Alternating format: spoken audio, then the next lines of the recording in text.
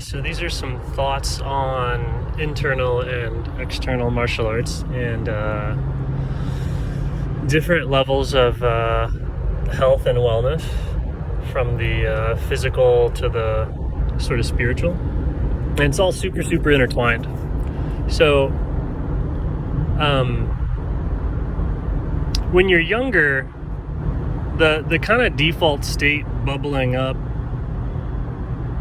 from your being is health. It's like you're building a body out of nothing, and that body is this, vibrant, healthy, growing, baby body that you come out with.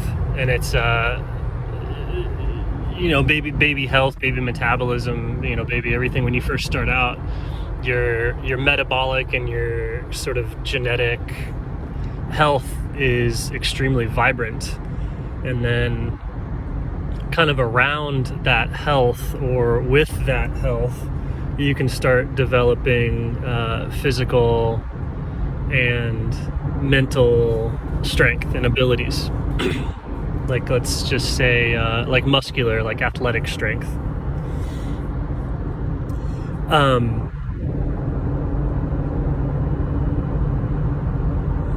And if you live sort of an upright, virtuous life with no lying or hypocrisy or compromising of your ethics under social pressure, then that internal body stays pretty healthy. And like, if you, the skills, whatever you do in the world, also is developing your like inner body. If there's any sort of lying or hypocrisy or inauthenticity, compromise, those sort of things, to where there's you're going against the good, then the deep inner body will start to die in a particular way. Like I would almost visualize it as the chemical metabolism weakens, or the connection between your genetic blueprint and your body breaks somewhere. Like when you lie, the link between the vibrancy that was growing your baby body and your health and your vitality, that link gets severed at some point, and you cognitively, perceptually identify with the lie or the hypocrisy. So then that aspect of you, or that reality, becomes your identity, and then that identity is cut off from the totality of your being, or the wellness. So you can, and then it'll look good on the surface, right? Like how a lie looks good on the surface, or hypocrisy looks good on the surface, or conformity to evil social pressure looks good on the surface. The substructure, or the scaffolding, becomes corrupt and damaged, sort of injured or decrepit. What this looks like in the case, like if you lie, there's certain aspects of reality that you can't encounter without it breaking yourself. So you can't encounter the truth. Same thing with like hypocrisy and stuff like that. If that stuff's revealed, it'll like kind of break you. I'll tie this into martial arts here in a second, but so there's a physical component that shifts in the body when all that stuff happens. To where you might have a particular type of like muscular strength, but because of the lie or the hypocrisy or the lack of virtuous living, the body won't be able to go into particular positions or do particular movements without breaking. So just like if you lie, you have to avoid certain truths or certain scrutinies. that's what causes the body to start to become limited as well, where it's like the full range of human movement, you have to avoid particular movements. And if you try and go into those particular movements, it will break your body the same way that if you lie and you step into truth, it'll like break the reality that lie is based on. So in terms of like martial arts, internal martial arts, external martial arts, if you are a virtuous, non-hypocritical, authentic person, it's very hard to lose in a fight or a contest because there's no position or movement that will hurt you, because you have not cut yourself off from any aspects of reality.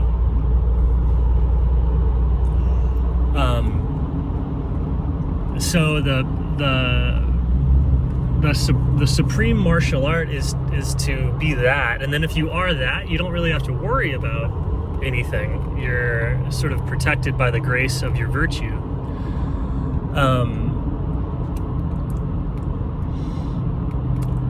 If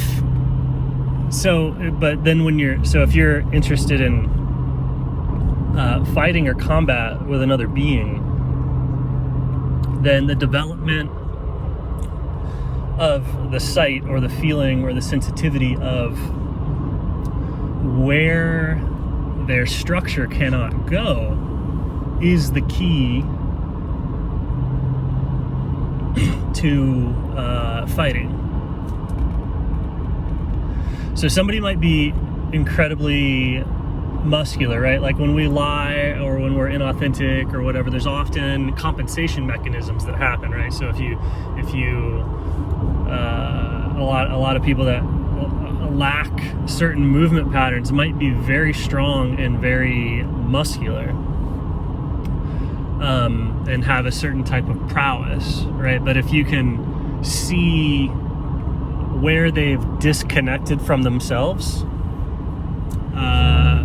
psychologically on the soul level, and thus also physically, you can basically either sort of stand or be in a location or a position that they can't go into without encountering their hypocrisy, right? And that will like break them. Or you can push them sort of into that. So like you can feel kind of what's going on with their spine or their hips, or where the limitation is if you start to be able to feel this. And the way that you learn to feel this is by feeling your own like weakness and sitting with your own hypocrisy or sitting with your own sort of sin. And then that's uncomfortable, it's painful, it's kind of a type of death. And if you go into that, if you go into that willingly and you train that, then you can exist there, and then you also just automatically exist in that same place when you come into contact with another person.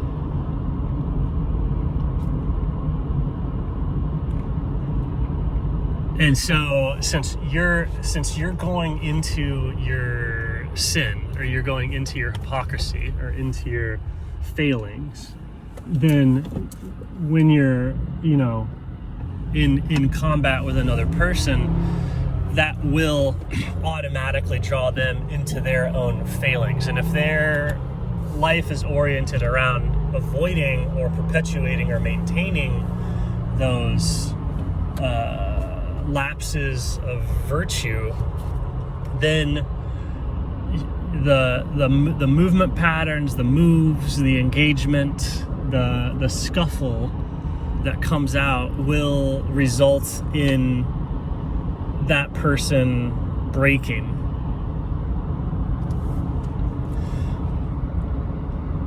Because they won't be able to contact you. Like if you are aggressively going towards repentance or acknowledging your own flaws, like in existing, it feels like existing in a different place in the skeletal system. It feels like sort of existing inside of your own death, like moving from where you're already dead. Moving from where you're already dead. When they contact you, they are contacting their own death. So it'll just naturally tend to cause their back or joint or whatever to move in that way that just they can't do. And it doesn't have to be some super elaborate thing. It's like it's often as subtle. It's like if you've ever thrown your back out, like, you know how silly of a movement it can be, and then the whole spine is thrown out and you like you're just in agonizing pain for several days or more, right? That's the same thing that will happen to people if they fight you and you've sort of mastered martial arts, and it doesn't come about through any sort of series of like moves or combos or techniques to try and, it's like all that stuff happens if there's two people that are avoiding death, trying to push the other person into death, right? Like the master is already in death, and then contact with the master inevitably draws you towards your own death if you're going to go into combat. And then this only works because of like a mutual lack of virtue, right? Which is the only reason two people would be fighting in the first place.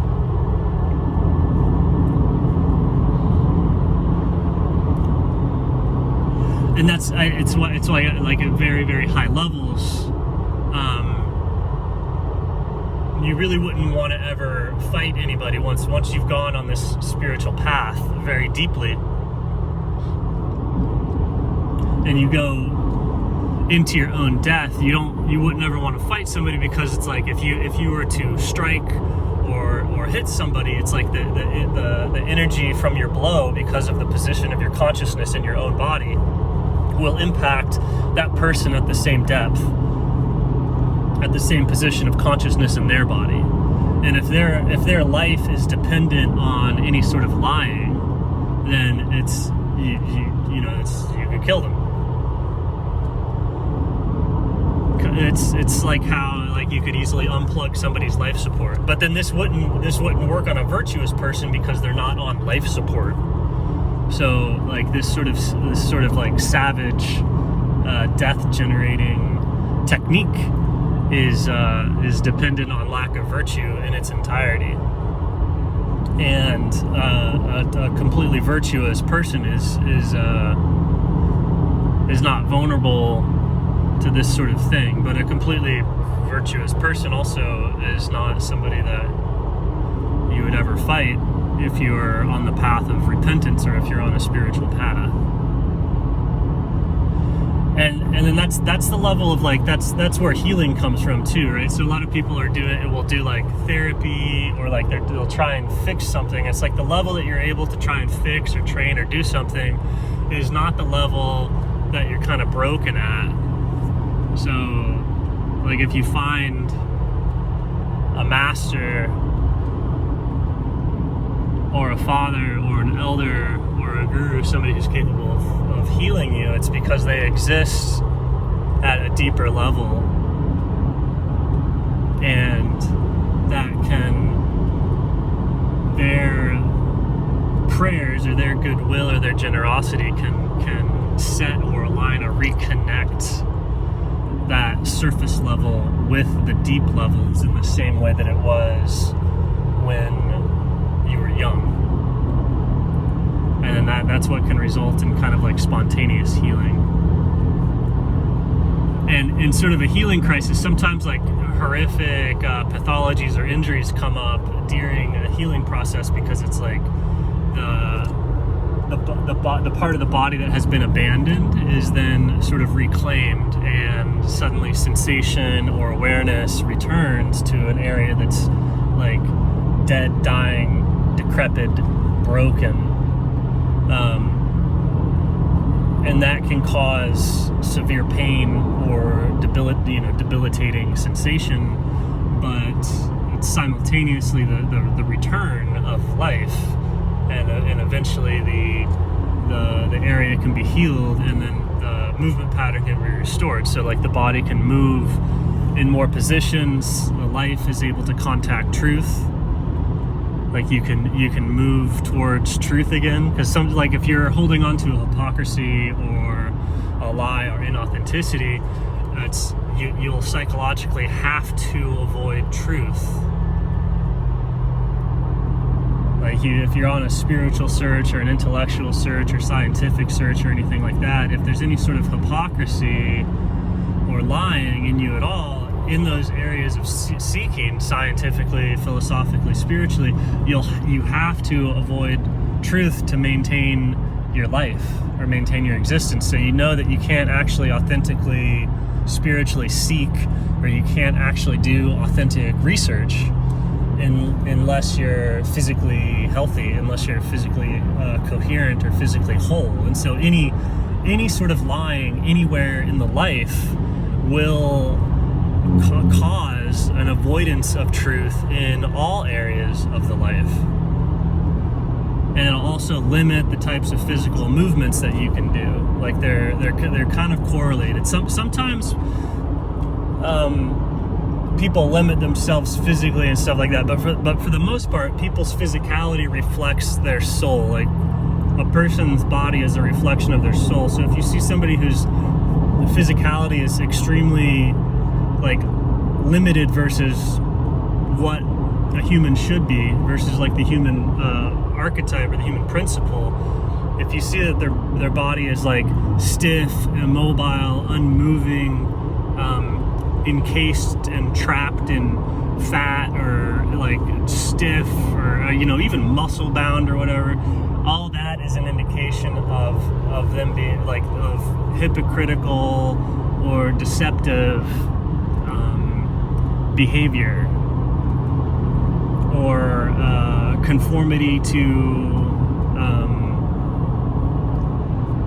pathological social currents, like going along with the crowd when the crowd's bad. All that stuff causes the body to lose functionality and to lose movement capability. They'll be limited, and those physical limitations are a reflection of the limitations of their soul.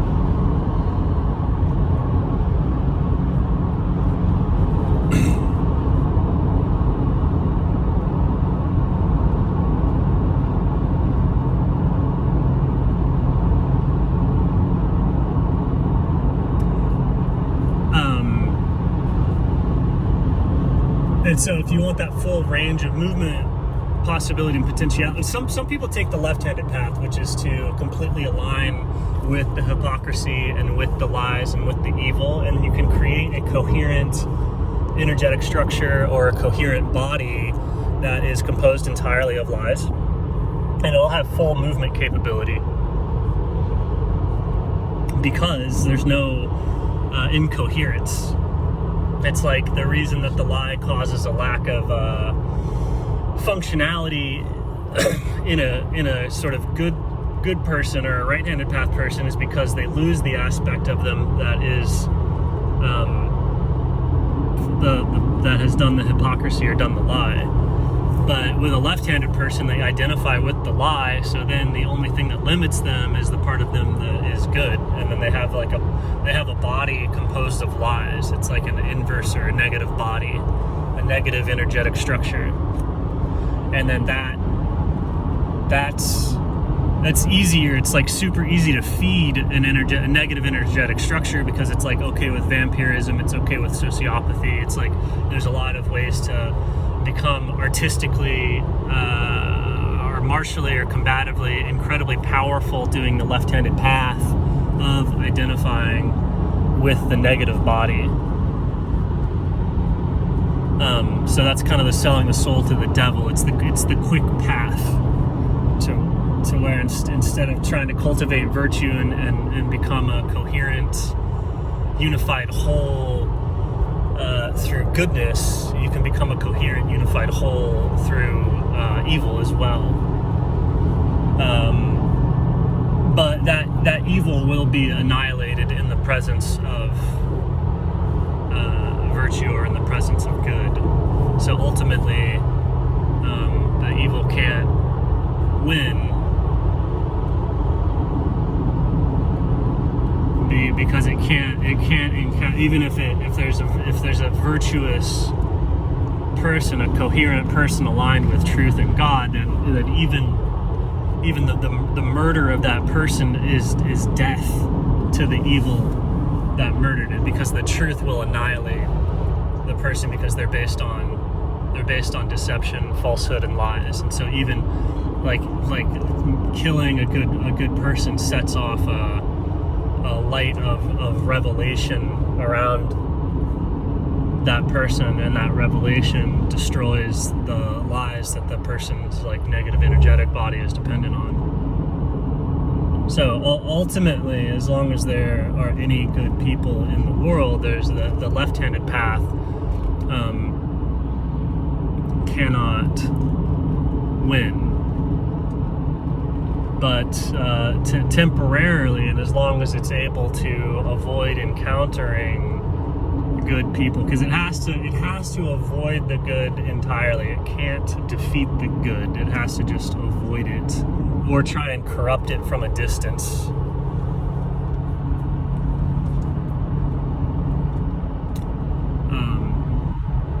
Yeah, that's my thoughts on martial arts combat.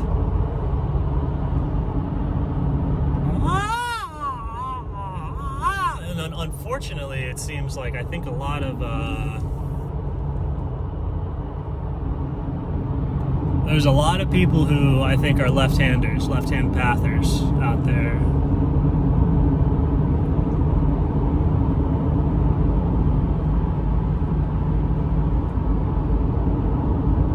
And that lets you also seem like an incredibly good person, because that gives you a crazy amount of power if you're actually sick, twisted evil, but you're super likable, super friendly, super well loved. If you're super wise sage and super awesome and all these things, but then you're you got some secret super twisted evil going on, that makes you super athletic, super bright, super talented, super left-handed technique. So you can kind of smell those people out based on some other aspects of their personality, or how they choose to live their life, and who they hang out with, which cultures. You can really tell a person by which culture they're in. If there's a super good person who makes their living in a sick, twisted, or evil culture, then they are secretly sick and twisted. So sometimes it's there's cultures that are known to be sick and twisted publicly, there's no secret, and then they'll every person in that culture will pretend to be good, and then people will be oh, well, it's just all these good people. Look at them, they're all good. But if you're employed by darkness and pathology and twistedness, then it's unavoidably there's some left-handed stuff going on, and evil people, they're good, extremely good actors, right? While lying is acting. So people on the left-handed path are super good at acting like a good guy. It's all art of war stuff,